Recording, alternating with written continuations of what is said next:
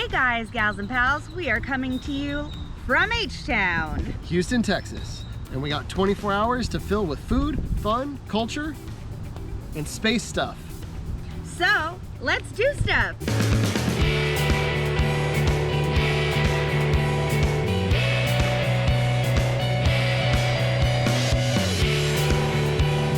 Why isn't it starting?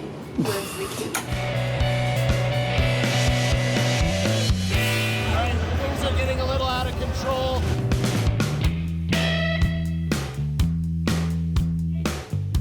I'm Tara. That's Lucas. Wait a second. That's not me. Who is that? What is even going on here?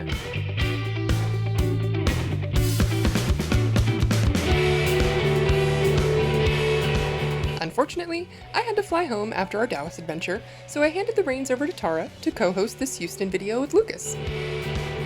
Founded in 1836, Houston, Texas is where Southern hospitality meets urban city chic. It's extremely diverse, the most populous city in Texas, and the fourth most populous in the United States. Let's start things off with some coffee. Our first stop of the day is Retrospect Coffee Bar. Now, this building here was actually built in 1921, and it served as the first neighborhood gas station for 50 years. Then it had a run of about 40 years where nothing was here. They decided to come in, renovate it to its original glory, and turn it into an amazing coffee shop. Today, I've decided to try the Stroop Waffle Oat Milk Latte. It's got cinnamon and brown sugar syrup, which I happen to be a little bit obsessed with. So I'm really excited to try it. That is so good. I wish I lived closer to Houston. I would get this I don't even like sweet stuff. It's on a sweetness scale of 1 to 10, I'd put it at about a 7.5, 8. But it's mellow, so it's not like, sweet, and it's got this beautiful rounded flavor that just kind of sits in your mouth. It's really, really outstanding.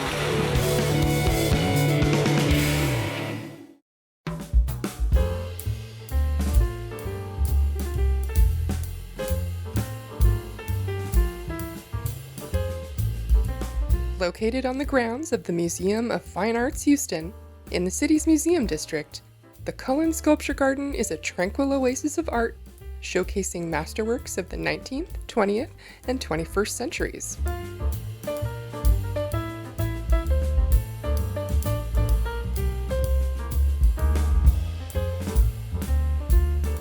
Opened in 1986 and designed by artist and landscape architect Isamu Noguchi, this modern garden is framed by concrete walls and spans 2 city blocks.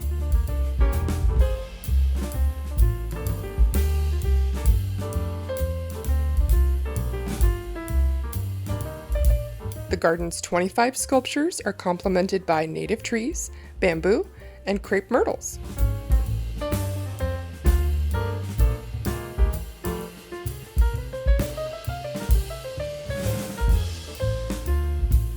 While a fee is charged to access the indoor section of the museum, you can visit the sculpture garden for free.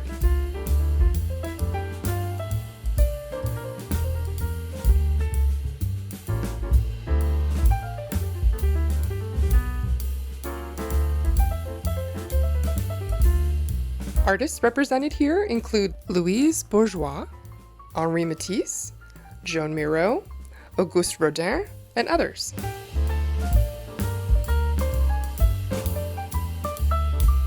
But arguably the biggest draw is Anish Kapoor's Cloud Column, which was installed here in 2018.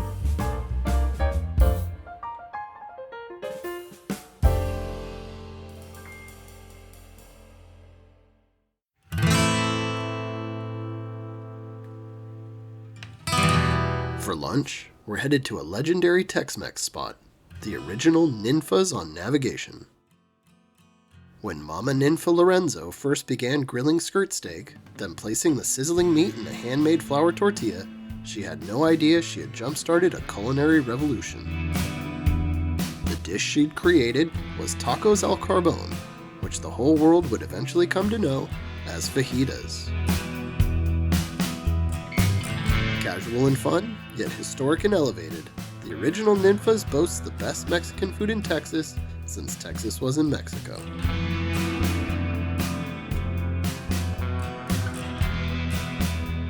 And let me tell you, the chicken fajitas absolutely lived up to the hype.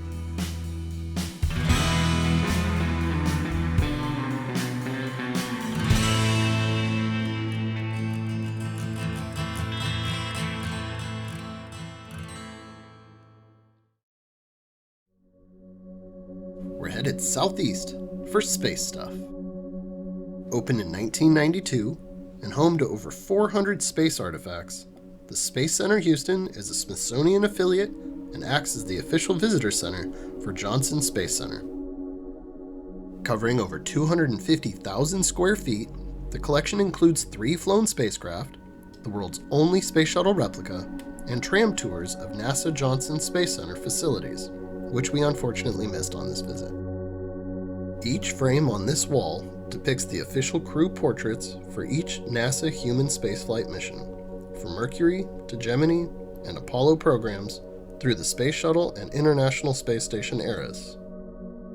Portraits with a black band honor NASA astronauts who lost their lives while on a mission or during training. Just outside the museum is an experience like nothing else in the world. In a museum full of impressive things, Independence Plaza might just be the most impressive. Visitors can enter the shuttle replica Independence, mounted on top of the historic and original NASA 905 shuttle carrier aircraft, and then explore the giant plane. It's the only shuttle mounted on an SCA that the public can go inside. During the decades of shuttle operations, SCAs were most often used to transport shuttles from Edwards Air Force Base in California to Kennedy Space Center in Florida, where the shuttles were processed for another launch. You're in. Like, why isn't it distracting? Where's the keys? Where are we off to? Jupiter! At the end of the Space Shuttle program, the SCAs were used to deliver the retired shuttles to their museums. Back inside, the spacecrafts on display include those from the Mercury 9 and Gemini 5 missions, and the Lunar Command Module from Apollo 17, the last manned trip to the moon. Speaking of Apollo 17, in addition to being the last to land on the moon, it's also one of the 6 Apollo missions to bring back lunar rocks. The collection here is the largest public display of moon rocks in the world. Moon rocks collected during the course of lunar exploration are currently considered priceless, and in order to protect, preserve, and study them, moon rocks are kept in a vault in a pure nitrogen environment. Included in the display is one of 8 lunar touchstones on Earth. I said touch it, don't fondle it. And speaking of the moon, that's exactly where NASA intends to send humans as soon as 2025. 2022's Artemis 1 was the first in a series of increasingly complex missions to build a long-term human presence at the moon for decades to come.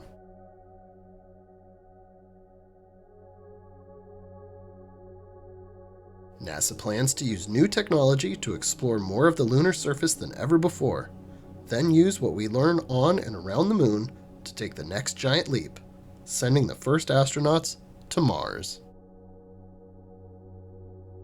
With the goal of putting the first human on Mars in the 2030s, NASA is working hard on the extremely complex logistics of interplanetary travel.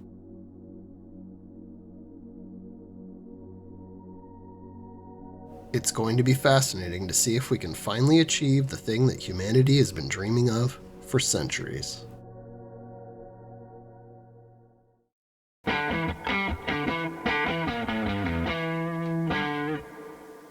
For all my beer fans out there, you know me. In a new town, I gotta check out at least one brewery. And for that, we're here at Frosttown Brewing.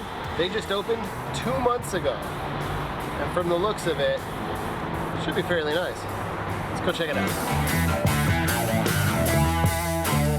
Opening in the summer of 2022 with a mission to serve refreshing, sessionable beer for their community, Frosttown Brewing offers nearly 18,000 square feet of space in which to enjoy your beer. The brewery's name pays homage to the bygone Frosttown neighborhood of Houston that was lost to railroad and highway expansions. The 6 beers I sampled were all of reasonably good quality, especially considering how young the brewery was at the time.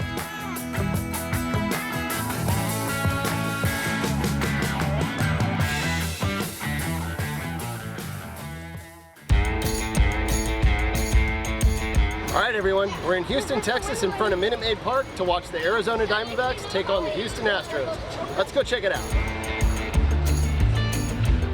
Located in downtown Houston, Minute Maid Park has been the home of the Astros since it opened in 2000.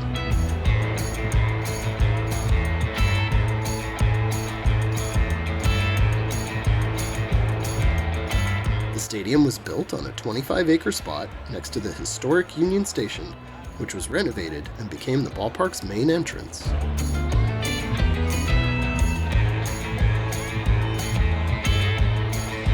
And the theme of rail travel brings us the stadium's most unique feature, a 56-foot-long replica of an 1862 steam locomotive on tracks 90 feet above the playing field. After every Astros home run, the train makes a 40-second trip back and forth on its tracks.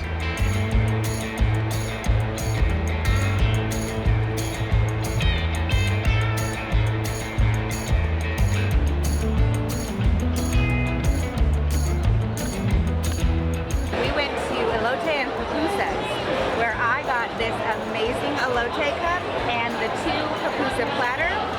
Let's give it a taste.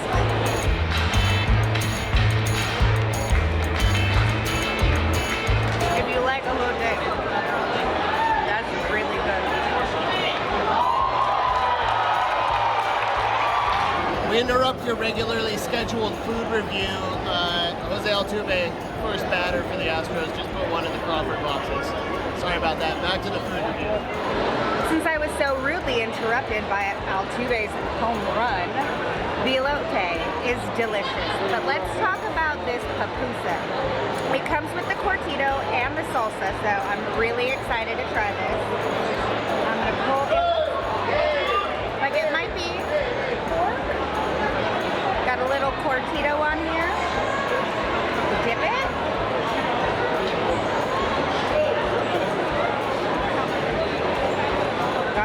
Good pupusa. Not your typical ballpark food at all, but I'm living for this. It's delicious.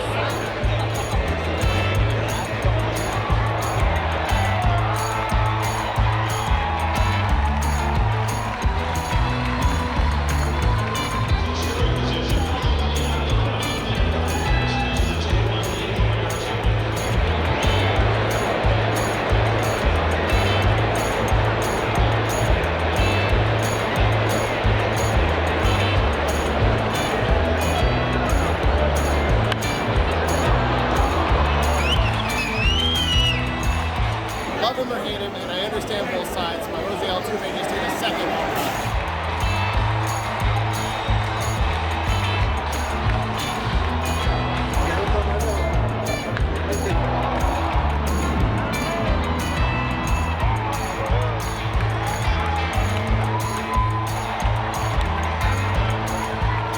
Things are getting a little out of control. The Astros are playing home run derby, and it's 8-1.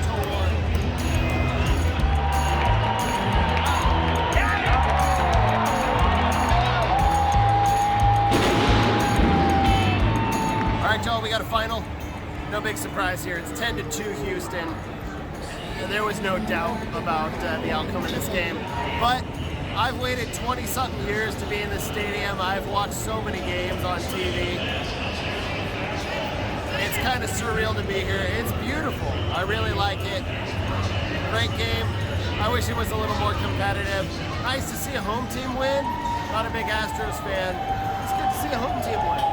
Anyways, let's grab something sweet and wrap this video. So for our last stop of the evening here in Houston, we are getting something sweet. We decided to stop at Amy's Ice Cream, which is a staple in Texas. got 2 scoops of ice cream. One is a Mexican vanilla, and the other is calamansi. And that is, if you don't know, it's a Filipino lemon or lime, pretty much. And it actually has ginger in it as well. So let's try that one first.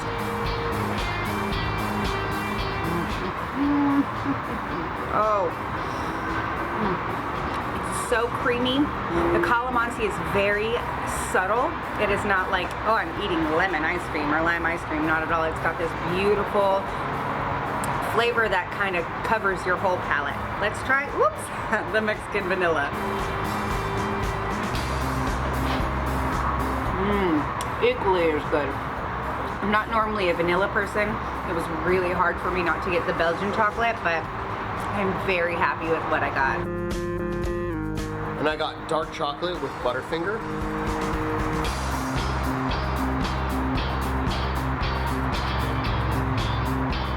Okay. Dark chocolate. Not sweet. There's some crunch from the Butterfinger, some peanut butter in there. That is excellent. I really like that a lot.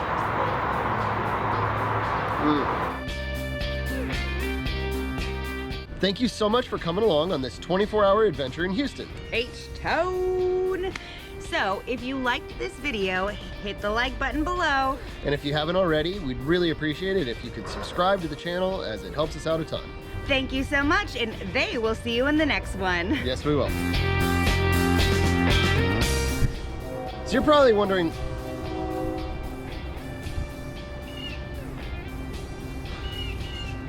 yeah, exactly. Good. Thank you so much for, what the f, bro? You're the loudest truck ever. The like button is below, right? Yeah. Okay.